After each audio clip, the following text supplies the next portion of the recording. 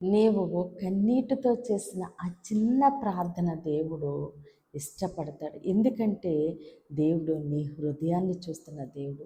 నువ్వు ఏ విధంగా ప్రార్థిస్తున్నావో దేవుడు చూస్తున్నారు. నీ హృదయ అంతరంగములో నుంచి దేవునికి మొర్ర పెడుతుండగా దేవుడు ఆ ప్రార్థన ఇష్టపడుతున్నారు. పెదవులతో చేసిన ప్రార్థన కాదు, హృదయ అంతరంగములో నుంచి మొర్ర పెడుతూ కన్నీరు విడుస్తూ మనం ప్రార్థిస్తుండగా ఆ చిన్న ప్రార్థన దేవుడు ఇష్టపడుతున్నారు. కాబట్టి మనం ఏ విధంగా ప్రార్థన చేస్తున్నామో దేవుడు చూస్తున్నారు.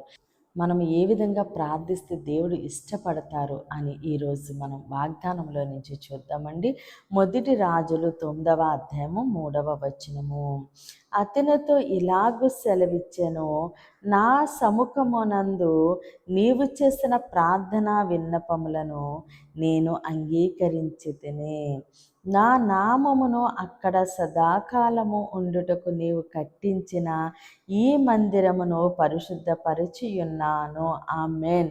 దేవుడి రోజు మనతో మాట్లాడుచున్న మంచి మాట, నీవు చేసిన ప్రార్థనా విన్నపములను నేను అంగీకరించితిని.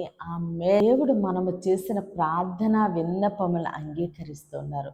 ఏ విధంగా మనము చేస్తే దేవుని యొక్క సన్నిధిలో ఆయన సముఖమునందు మనల్ని మనము తగ్గించుకుని దీన మనస్సు కలిగి ఆయన పాదాలు పట్టుకుని ఉంటుండగా కన్నీరు కార్చి, అయ్యా నీవే దిక్కు, నాకు వేరొక సహాయకుడు లేడు, నాకు వేరొక దిక్కు లేదయ్యా, నేను నీ మీద ఆధారపడి ఉన్నానయ్యా, నిన్ను ఆశ్రయముగా చేసుకుని ఉన్నానని మన యొక్క బాధను బట్టి మనము కన్నీరు విడుస్తూ హృదయ అంతరంగములో నుంచి ప్రార్థన చేస్తూ ఉండగా మనం మొర్ర పెడుతూ ఉండగా దేవుడు ఆ ప్రార్థన అంగీకరిస్తూ ఉన్నారు. మనం పై పెదవులతో చేస్తున్న ప్రార్థన కాదు, కానీ మన హృదయ లోతుల్లో నుంచి, హృదయ అంతరంగములో నుంచి కన్నీరు విడుస్తూ ఆయన పాదాలు పట్టుకున్నప్పుడు దేవుడు ఆ చిన్న ప్రార్థన అంగీకరిస్తారండి. పై పెదవులతో చేసిన ప్రార్థన కాదు. కాబట్టి మనం ఏ విధంగా ప్రార్థన చేస్తున్నాము, దేవుని మీద ఎలా ఆధారపడి ఉన్నామో, ఎంత విశ్వాసము చూపిస్తున్నామో, ఎంత నమ్మికతో మనం ఉన్నామని సమస్తము దేవుడు చూస్తున్నారు. ఆ విధంగా మనం ప్రార్థించినప్పుడు దేవుడు మన ప్రార్థన ఆయన అంగీకరిస్తూ ఉన్నారు. నీవు చేసిన ప్రార్థనా విన్నపములను నేను అంగీకరించితిని. మనల్ని మనం తగ్గించుకుని ఆయనే దిక్కని కన్నీరు కారుస్తూ ఆయన పాదాలు పట్టుకొని మనం ప్రార్థిస్తుండగా ఆ హృదయ లోతుల్లో నుంచి వచ్చిన ప్రార్థన దేవుడు అంగీకరిస్తున్నారు. కాబట్టి మనము మన యొక్క వ్యాధిని బట్టి, బాధను బట్టి మనం ఆయన పాదాలు పట్టుకొని ఆయనకు మొర్ర పెడదామండి.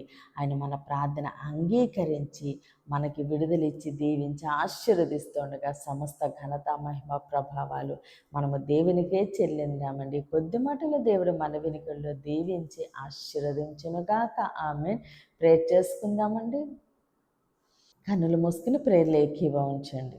మహోన్నతుడ, మహాగణుడ, పరిశుద్ధుడా, నీకే స్తోత్రాలు, వందనాలు. దేవతలు ఇచ్చిన వాగ్దానం మా జీవితంలో నూరంతలుగా ఫలించును గాక. దైవజనుల వారి కుటుంబాలు, సంఘాలు, పరిచర్యలు యేసు నామంలోనే దీవించబడును గాక. యెరూషలేముకు యేసు నామంలోనే క్షేమము కలుగును గాక. ఈరోజు పుట్టినరోజు, పెళ్లిరోజు జరుపుకుంటున్న ప్రతి ఒక్కరిని దేవుడు బహుగా దీవించి ఆశీర్వదించును గాక. దేవుని మాట పరిచర్యలో పాలు భాగస్తులే భారం కలిగి ప్రార్థన చేస్తున్న ప్రతి ఒక్కరిని దేవుడు బహుగా దీవించి ఆశీర్వదించును గాక. ఎవరైతే అనారోగ్యంతో ఉన్నారో సంపూర్ణ స్వస్థత, విడుదల కలుగును గాక. మూయబడిన ప్రతి గర్భము యేసు నామములోనే తెరవబడును గాక.